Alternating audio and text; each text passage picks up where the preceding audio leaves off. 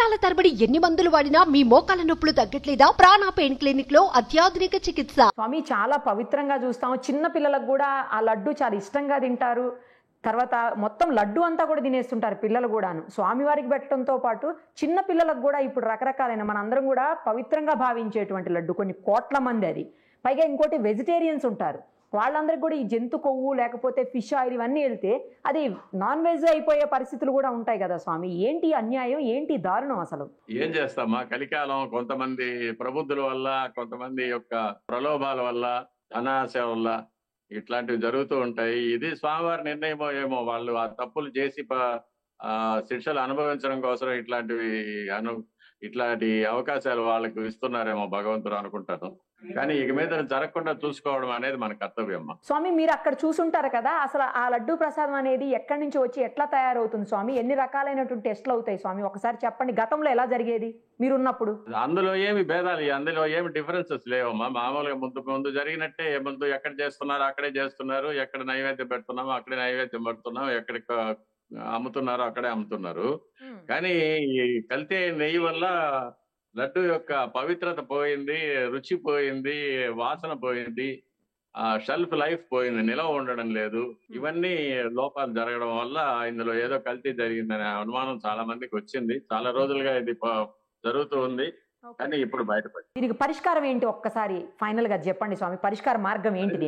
ఆగమ శాస్త్రంలో చూసి ఆగమ పండితులతో మాట్లాడి దీనికి ఏదైనా శుద్ధి కార్యక్రమాలు ఏమైనా చేయాల్సి ఉంటే చేస్తాం. కొన్ని కోట్ల లడ్డూలు ఇప్పటికే రెడీ అయి ఉంటాయి, వాటన్నిటిని కూడా విశ్వసనీయత వాటికి కూడా ఎంత వరకు ఉంటుంది స్వామి? లేదు, కోట్లు ఉండవు. రోజుకి 2 లక్షల లడ్లు అవి తయారు చేస్తారు. అవి కూడా ఈ మధ్య వర్షాల వల్ల జనం తగ్గిపోవడం వల్ల మిగిలిన దేవాలయాలకంతా పంపించేసామా. ఇప్పుడు పెద్దగా లడ్డూలు స్టాక్ ఉండవు. ఇక మీద ఇప్పుడు మళ్ళీ శుద్ధమైన నెయ్యితో తయారు చేస్తాం కాబట్టి ఇక మీద ఎటువంటి ప్రాబ్లం ఉంటుంది. రోజుకి ఎన్ని లడ్డూలు చేస్తారు స్వామి? సుమారుగా 2 లక్షల నుంచి ఎక్కువ చేస్తాం. అప్పుడు డిమాండ్ ని బట్టి వీకెండ్స్ అయితే ఎక్కువ ఉంటుంది, ఫెస్టివల్స్ అయితే ఎక్కువ ఉంటుంది, మిగతా రోజు వీక్ డేస్ అయితే కొంచెం తక్కువ డిమాండ్. సీసీ కెమెరాస్ అవన్నీ ఉంటాయా? నియంత్రించడానికి ఏదో చర్యలు తీసుకుంటూ ఉన్నారు. సీసీ కెమెరాస్ ఉంటాయా స్వామి? లడ్డు తయారు చేసేటప్పుడు ఆ ఇంగ్రీడియంట్స్ అన్ని కలిపేటప్పుడు ఉంటదా సీసీ కెమెరాస్? ఉండకూడదు. మా స్వామివారి ప్రసాదాలు తయారు చేయడం ఎవరు చూడకూడదు, వాసన చూడకూడదు కూడా.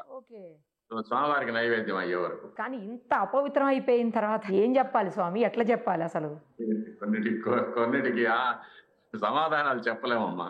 భక్తులకి చేసే వాటికి సీసీ కెమెరాస్ ఉంటాయా స్వామి? వాటికి కూడా ఉండవా? లేదమ్మా, నేను ఎప్పుడు అటువైపు వెళ్ళలేదు.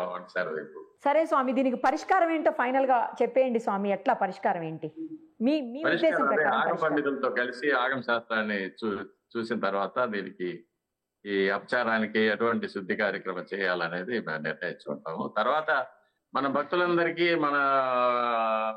అందరికీ కూడా ఒక విన్నపం ఏమంటే, ఇక మీదట ఇలాంటి తప్పులు జరగకుండా మనం అందరూ కూడా కలిసికట్టుగా ఉండి చూసుకోవాలి.